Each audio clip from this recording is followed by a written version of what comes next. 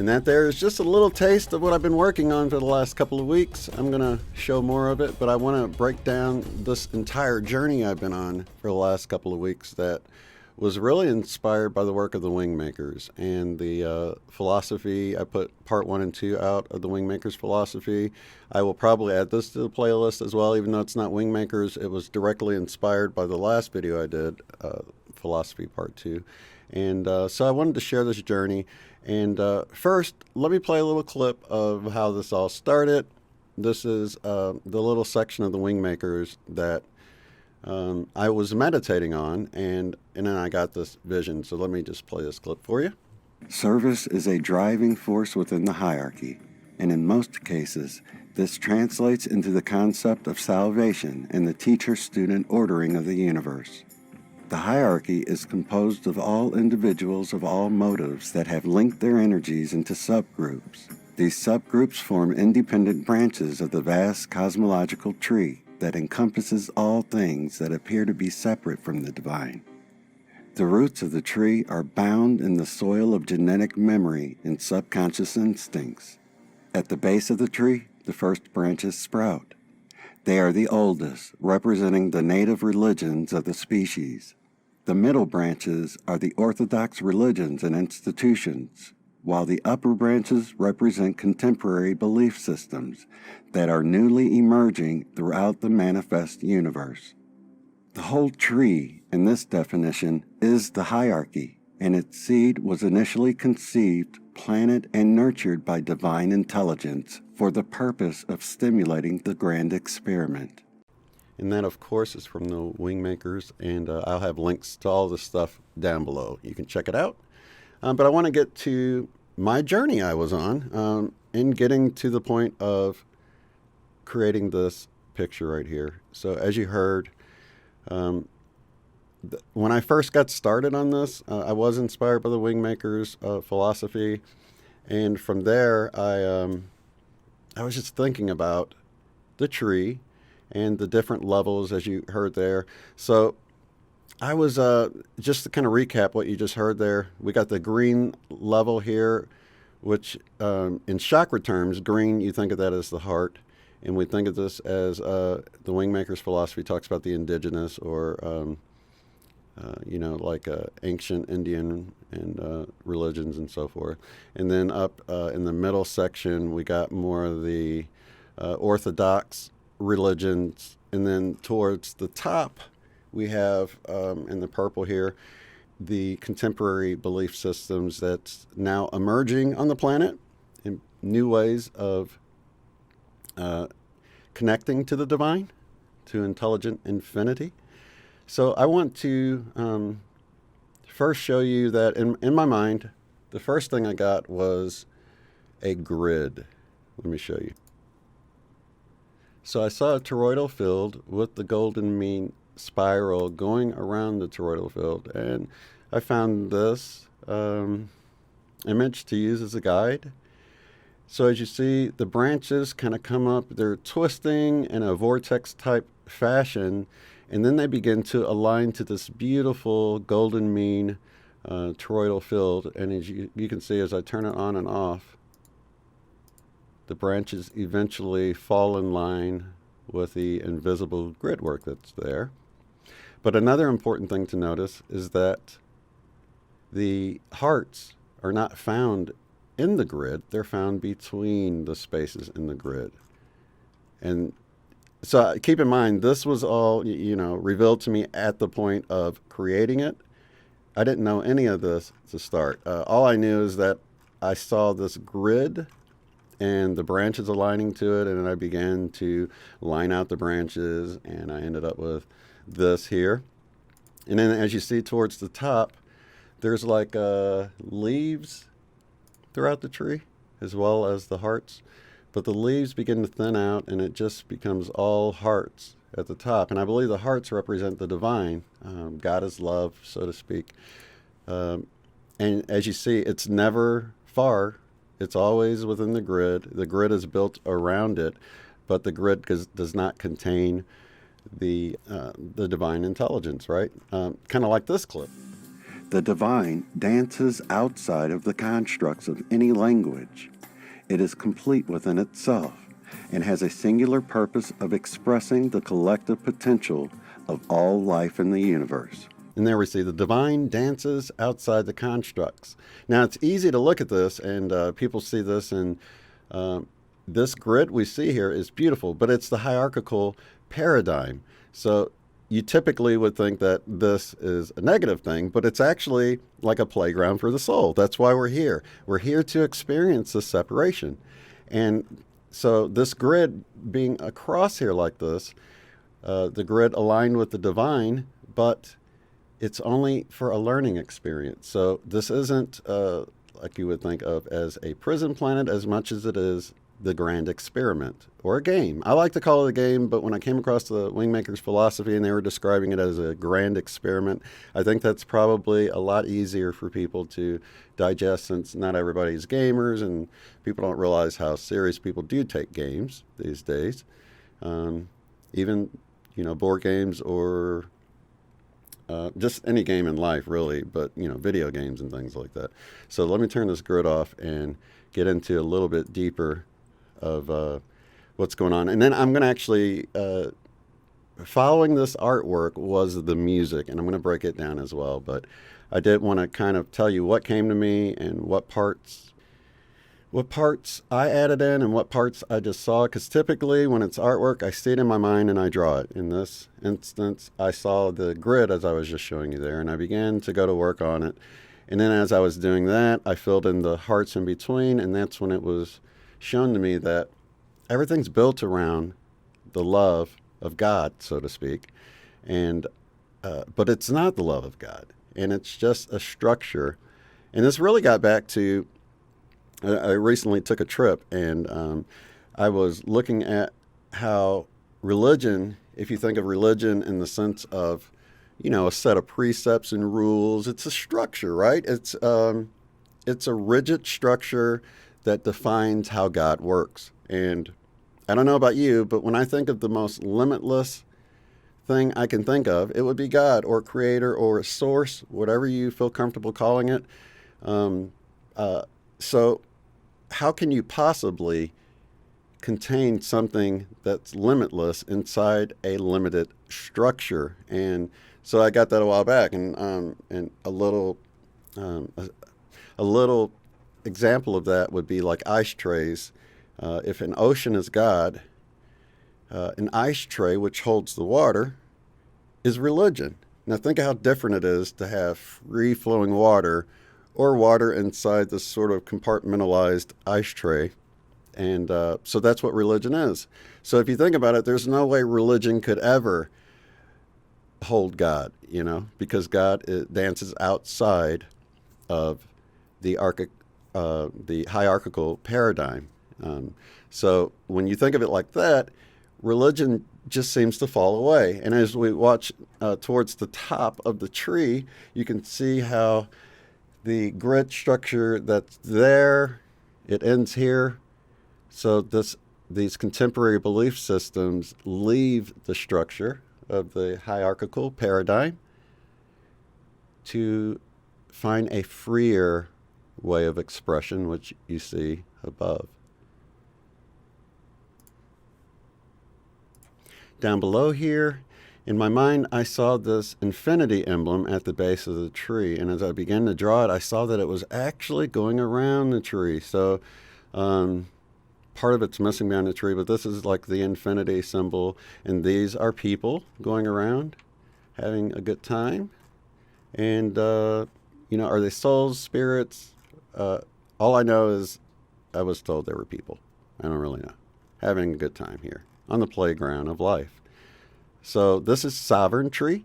Originally, I was going to name it the Tree of Life, since it sort of explains the hierarchical paradigm that we're in and our journey outside of it. So I had a couple of cool synchronicities. So I wanted to pull up my doodle art here that I worked on last year and show you how I had, let's zoom in on this section right here. And in my mind, I sort of imagine this piece that extrudes out. You walk across and you come in there, and there I am. standing there observing. And as you see here, something strange is going on. An artist might notice this, but others may not. There are two vanishing points going here, and it's creating this weird MC Escher sort of effect. And as you see, there's a line across here. I don't know if you can probably not see my mouse very good, but this line right across here does not follow the same perspective as this other part. This is the halls of Amenti, a place I went to in one of my connection sessions with Case from Everyday Masters. So this is me standing here at this dimensional shift. I didn't think of it that way. I just thought of it as the halls of Amenti, but I wanted to indicate in some way that there is something weird going on, a shift, a change in dimension or perspective. And it came to me to do it this way. So it looks like they align there, but then as we move across, it follows a completely different sort of perspective, vanishing point. So it looks weird to the eye there, but that was purposely intended. So here I am in my artwork that I created last year. In the new artwork, I'd shown it to my daughter, and she was like, oh, the water looks kind of like an art palette. Did you do that on purpose? And I'm like, no, I didn't do it on purpose, but you know what? I noticed it too.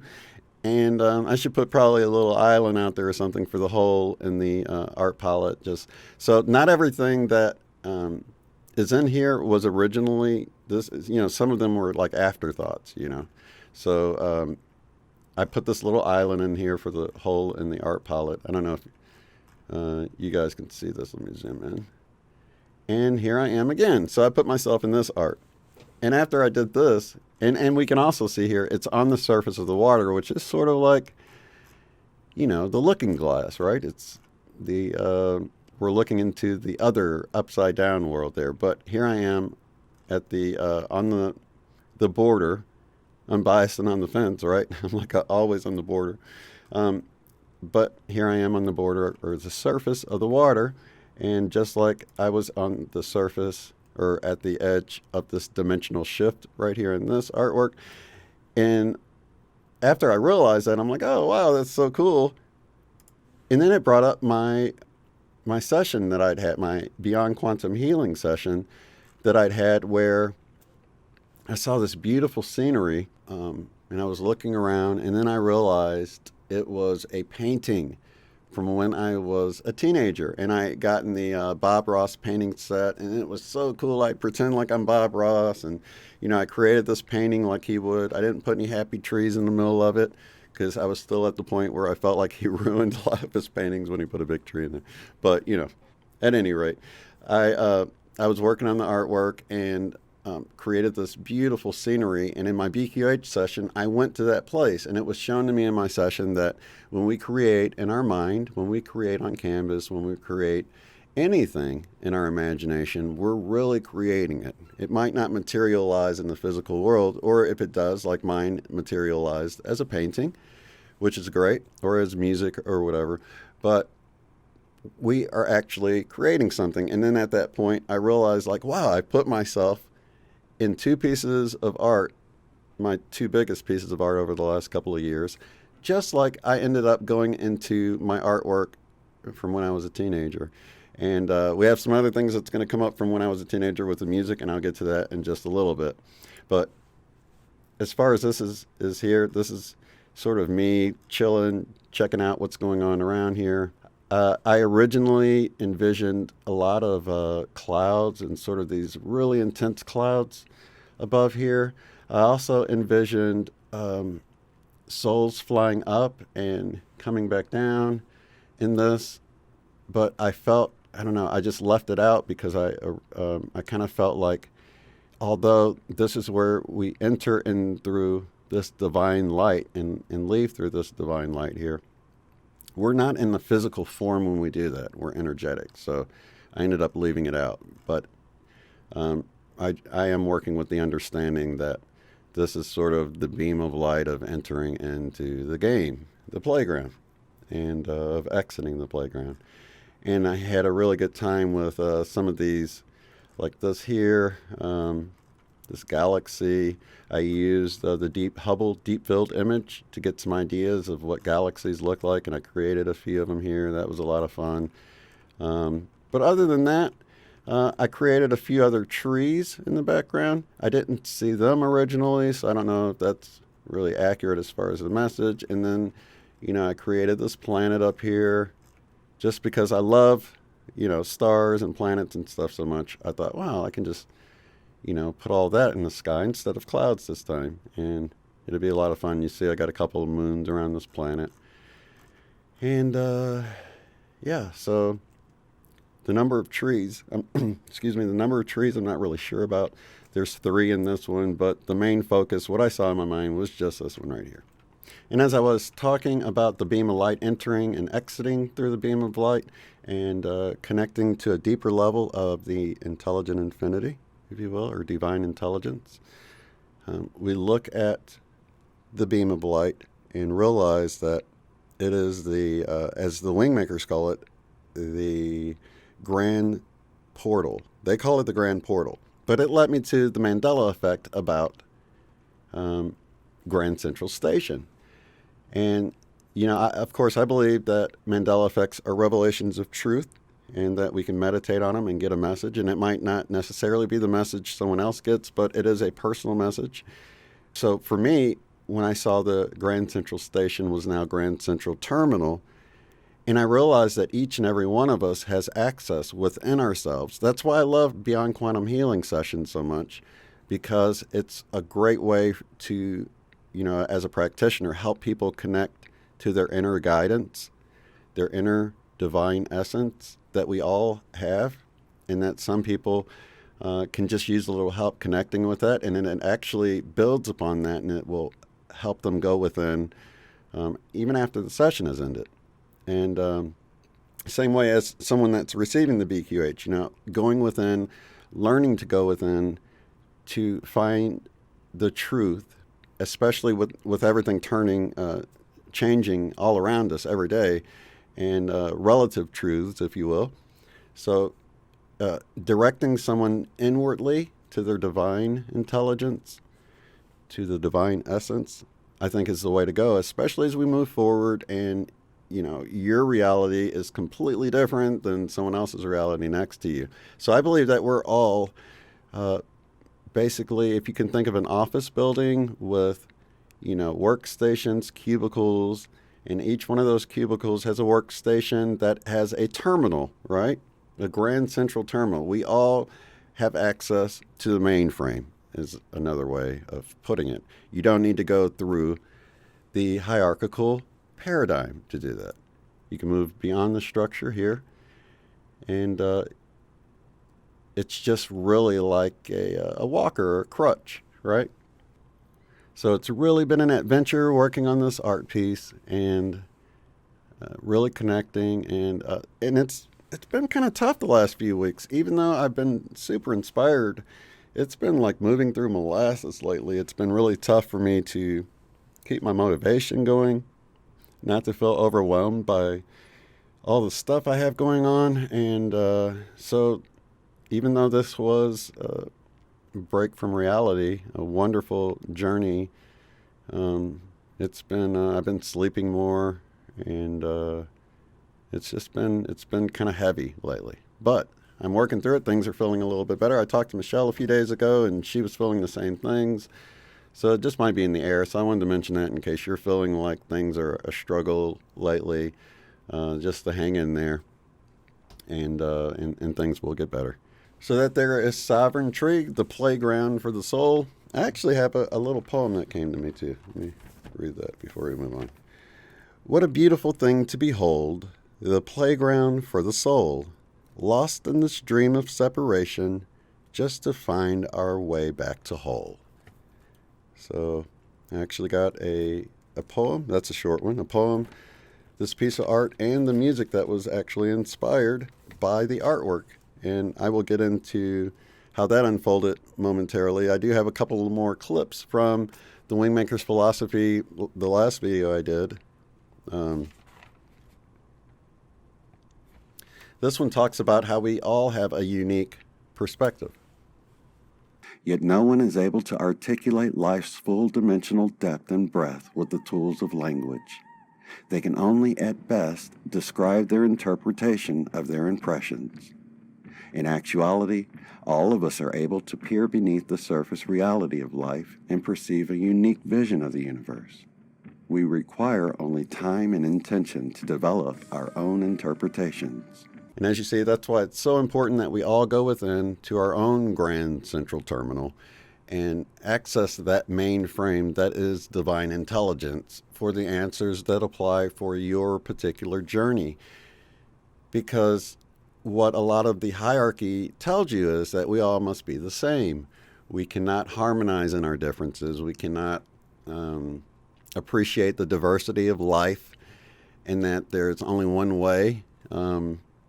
So that's all part of the hierarchical paradigm, and that was even revealed within the music, which I thought was so beautiful, and we'll get to that in a moment. And this clip is about the expansion of the divine into the world. The grand experiment is composed of many distinct stages that interlink, leading to the great mystery. Most of these different stages are being simultaneously played out within the time-space universe in order to prepare the universe for the impending expansion of divine consciousness into all forms and dimensions of existence. Such a great clip. And, the philosophy is just another way of looking at this whole thing. It's encapsulated within this myth of the Wingmakers. And it's just a great way to get a new perspective on this information that's already been out there about your own sovereignty, your own power that you have, and the very creation of this reality that we're living within being our own creation on some levels. And the Wingmakers material can be kind of difficult to digest if you just try to digest it in the paradigm of language, because there's something deeper that's going on that you have to go deep within to connect to see this broader view of things. You just cannot do it from your perspective as a human inside the game. You have to get outside the game or the experiment. And we all have this connection outside of it. So strengthening that connection will come from, in the Wingmakers Philosophy, it says the principles of transformation are the way to do it, which I totally agree with that. But that was seeing the divine in all, nurturance of life, and gratitude.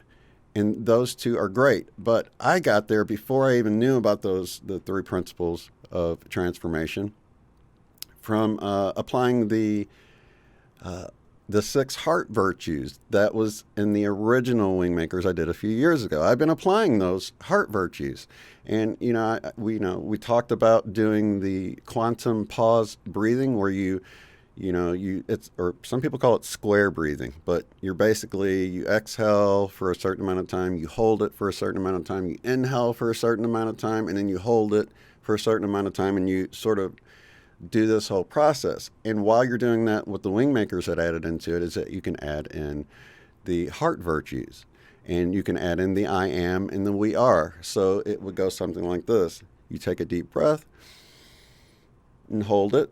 And as you're taking a deep breath, you say, I am. And then as you hold it, you start with appreciation. And then as you exhale, you say, we are. And then you hold it, appreciation. So I go through this with the 6 heart virtues, the quantum pause. I haven't done it in a while, but I've learned to apply the heart virtues in virtually every part of life besides this quantum breathing. But the 6 heart virtues are appreciation, compassion, forgiveness, humility, understanding, and valor. And those are all wrapped in love. So if you're wondering why I never mentioned love, those are all part of love.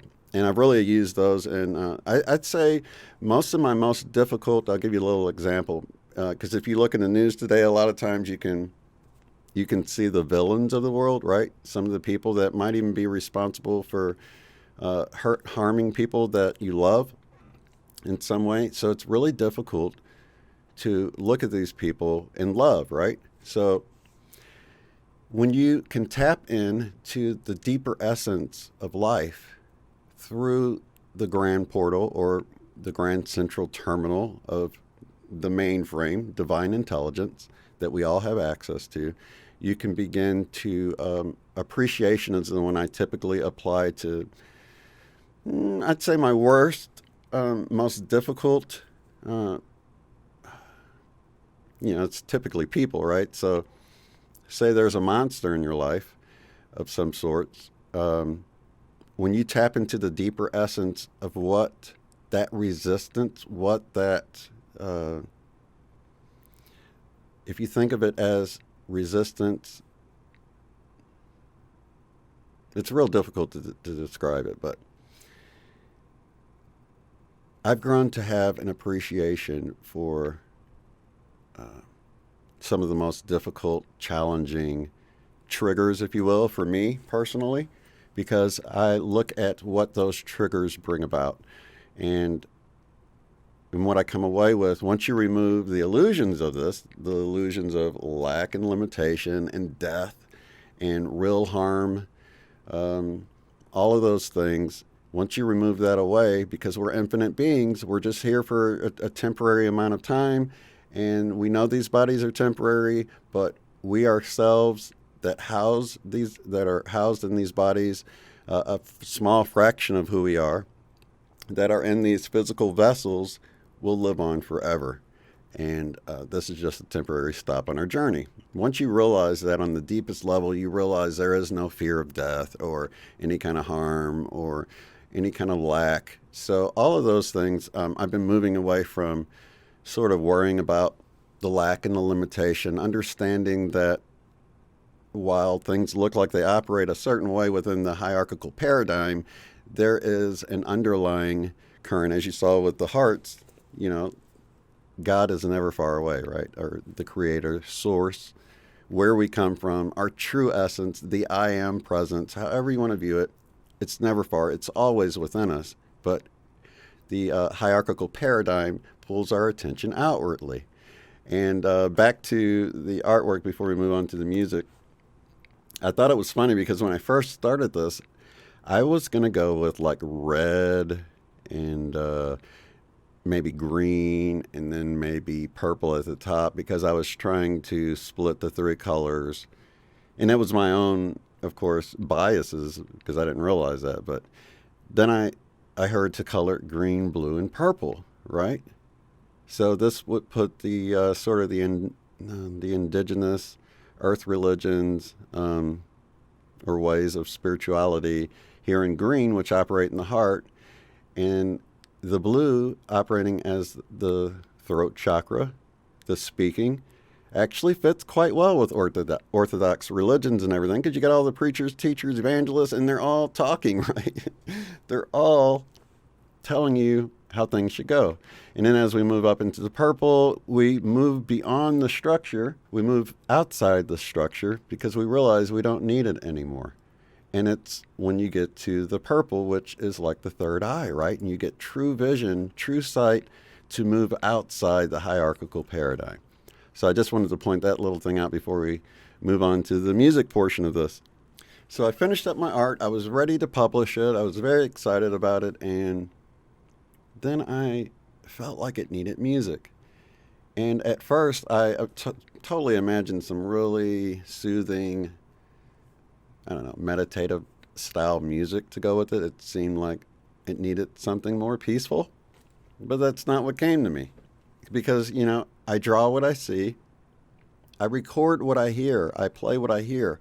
It's really the only way to do it. So as I'm building this song, the way it all started was I was hearing this rhythmic drumming, and it reminded me of a seed that was planted long ago, an inspiring seed from the movie Coming to America. I went to the theater and saw that as a young teenager, and I heard this little clip right here. I can only play a few seconds of it, but that was from Coming to America, and I heard all the drumming and the symphony, the orchestra, and all of that, and I loved it. And it had like these weird time signatures in it that I didn't understand, but it intrigued me so much that I kind of put it on the back burner. And actually, it's my intro music now, I didn't play it on this video, but the Mandela, when I'm showing all the Mandela effects and it's got that drumming in there, that's one of the reasons why I chose that, is because of the seed that was planted when I was a teenager with the Coming to America theme music or whatever. So it's been like a long time since I heard that, but it's the seed that's been planted, and I've always wanted to come around to creating some music like that. So that started coming into my awareness as I'm thinking of the music for this drumming. And I began to just put it together as I was hearing it. And I wasn't hearing it in 4/4 time. I was hearing this offbeat. And as I counted it up, I'm not, I do music by ear, so I'm not like a student of music, and I don't read music, or everything's done by ear. So it was quite a challenge. And then the programs I use operate within 4/4 time, which is just basically 1, 2, 3, 4, 1, 2. It's just a repeating pattern. And 99% of the music is like that. This particular music cuts an eighth note out of the 4. So instead of it being like 1 and 2 and 3 and 4 and, because I have to put the ands in there because we're going to cut out that last and. So it's 1 and 2 and 3 and 4, 1 and 2 and 3 and 4, 1 and. So there's it's missing an eighth note in there, which is it's hard to clap to it. It's hard to bob your head to it. And it's it's kind of chaotic when you're used to the 4/4 time. But that's how I was hearing it. So I began to build all of these drums, and I compiled drums from basically every continent of the world, and I'm piling it all up here, and it's starting to come together and sound awesome, and I'm like, wow, this is really crazy. So the drumming is like the people of all the different cultures beating their own drum in this sort of chaotic mess that sort of works. And that's how life is in a way, right? It can seem so chaotic, and all of these various perspectives and all this diversity of beliefs and wants and desires and all of that coming together, but it all works at some level. You might not see it within the hierarchical paradigm, but you can pull out and see it through the grand portal or through divine intelligence of how it's all working out, how it's actually all pretty perfect. And then you reach this point where you realize that everything's perfect, and if it doesn't seem perfect, it's only because you're not seeing all of it, and you go within. And it's very difficult to do that when you hold judgments. That's why I apply the 6 heart virtues whenever I'm triggered by anyone or anything in life.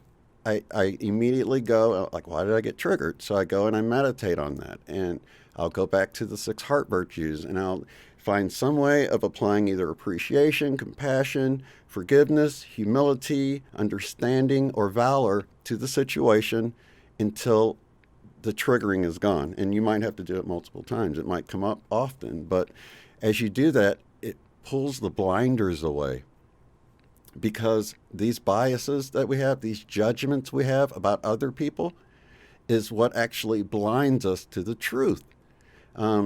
That's why so many people, what are you talking? What is this all?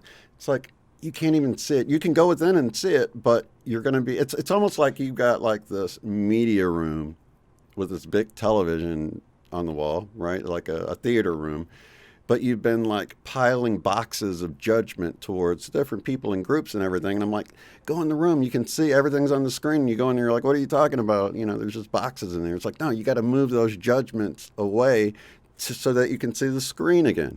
So we are blocking up our own screen by our biases and our judgments towards others, which leads to the 3 principles of transformation that's in the Wingmakers Now, where it talks about seeing the divine in all, the nurturance of life, and the gratitude, which is really, for me, it was just an extension of the 6 heart virtues. It was almost like another way of sort of summing it all up. So that's what is required, if you will, to get beyond or see beyond what blinds us from the truth. You cannot see this from the hierarchical paradigm. You just simply can't, like the way I was raised in religion, there's no way you'd ever see this from religion, because religion, viewing it from religion, you're viewing it from that structure, right? So it's it's never far away. But in this image right here, you can be like right here on this line of the structure, and you're going to miss the hearts, the love all around you, because you're trying to see it from within. You're blinding yourself by living in the hierarchical paradigm. So, but it's not far to find. It's never, never, ever far to find. In fact, it's always within you. You can always go within, but we just block it up by our judgments and everything. So, as I'm working on this music and it was coming together, I had these drums from all over the world. I had this chaotic time signature of 7/8 time, which was very difficult for me to work on, especially my program works in 4/4 time. So I'm working on the music. I've got this strange timestamp of 7/8. So, intuitively, it was a good thing I was hearing it in my mind, because it was very difficult for me to operate within 7/8, an odd timestamp or meter, if you will. So I'm working on this. I'm adding in all these chaotic drums that appear to be chaotic, but they work. They're meshing together nicely within the 7/8 time. And we've got drums from all around the world. And then I moved on to the strings. Now there's 3 sets of strings. There's sort of these this lower bass line strings that you can hear, and those are sort of grounding into the hierarchical paradigm. And then you have these other higher strings that are like divine intelligence beckoning you to a higher level. And as you listen to it, you can hear how it's calling you. And I'm always like really aware of the frequencies of music, and I don't have a lot of descending note patterns like ding, ding, ding, ding, ding, ding, ding, sort of going down, because I feel like it brings you down. So I always try to have my melodies move upward to be more uplifting within my music. And so I'm really aware of if, a phrase is ascending or descending. And as I was working on the strings, I noticed that the ones were sort of like a grounding bass. The other ones were beckoning you to a higher level, calling you to, constantly calling you to a higher level. And then there was these trembling strings that were sort of like trepidation or fear. And I felt like they represent, and I never would have put that in the music because, it sounds intense and kind of scary. So when I heard it, I'm like, I don't know, but I did it. I do what I hear. So as I put it in there, I realized that fear is the gatekeeper of all of everything, even like out-of-body experiences, right? A lot of people go through these really scary experiences until they realize what they are, and then they can move beyond those, and they realize it was nothing to begin with. There was never anything to be fearful of. So you have these trembling strings that are just like that. They kind of like, they build, and then, oh, nothing ever happened, right? We just moved on. And really, that's how the gatekeepers, the fear of the hierarchical paradigm works. It's just there to kind of hold you back on purpose, to give you something, to give you a little bit of resistance, something to move through, to make you sort of strive to move to the higher levels and to have obstacles. That's why I consider it a game. They call it an experiment within the Wingmakers material, which I think is great, but it's us trying to find our way back to wholeness. And we have to go through these barriers of fear, which is symbolized by the strings that sort of build up, and they seem scary, and then they sort of fade away into nothing. So that was really cool. So then when I was putting together the horns, of course, the horns represent the Orthodox. Actually, let me talk about the flute first, since that's the bottom. The flute is representing those indigenous, sort of native Indian religions, spirituality, if you will. And then as we moved into the Orthodox, the blue level of the tree, the talk, preach, teach level, the throat chakra, the speaking, the singing, the praise music. Think of how much is operated from sound at that level of Orthodox, right? So you've got these trumpets, and then within Orthodox, at least Christianity, I grew up in Christianity, and we had this idea of a rapture, right?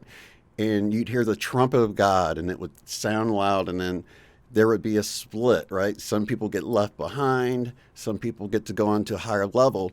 And although that's just talking about the rapture, the whole structure of this section of the tree is built on this idea of separation. It's a trick, right? It's to move us into this idea that, there's us and them. But that is a trick of the hierarchical paradigm. It doesn't want us to unify.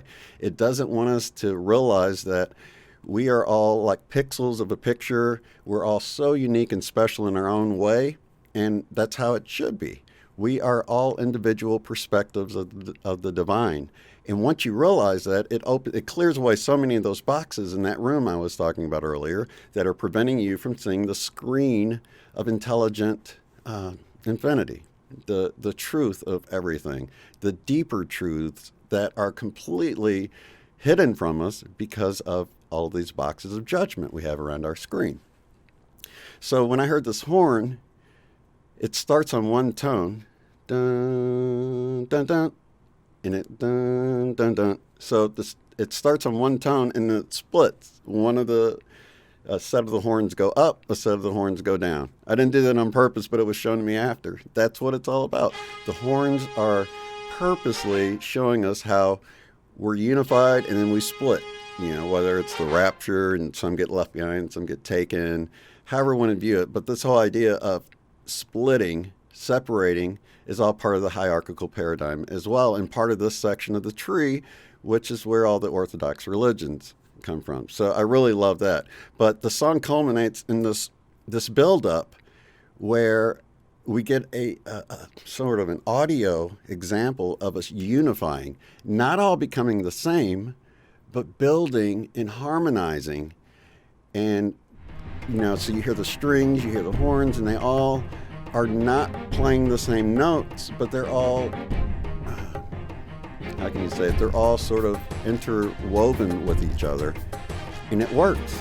And then it ends this grand build up to this gong, and that's it. It's like once we can figure out that we all move together, and we all grow together, and it's not from us all becoming the same. It's from us all operating from whatever note we're playing, and it harmonizes with the rest of the symphony. This is very much orchestrated. This is, and you can see this not from the hierarchical paradigm, but from outside of it, which is what we're looking at in this picture right here.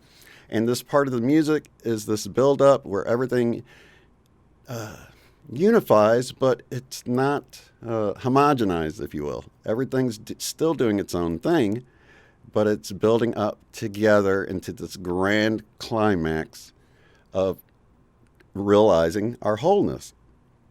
So I put a video together. It's just basically this picture, and I'm zooming in on different parts of it, and it's got the music in it, and I'm going to end off with this. But I did post this particular video on my other channel, my personal channel, that's just got this by itself. So if you want to just check that out, that link is in the description below. All of the links of everything I talked about are down below, so check it out. Thanks for watching. We'll see you on the next one.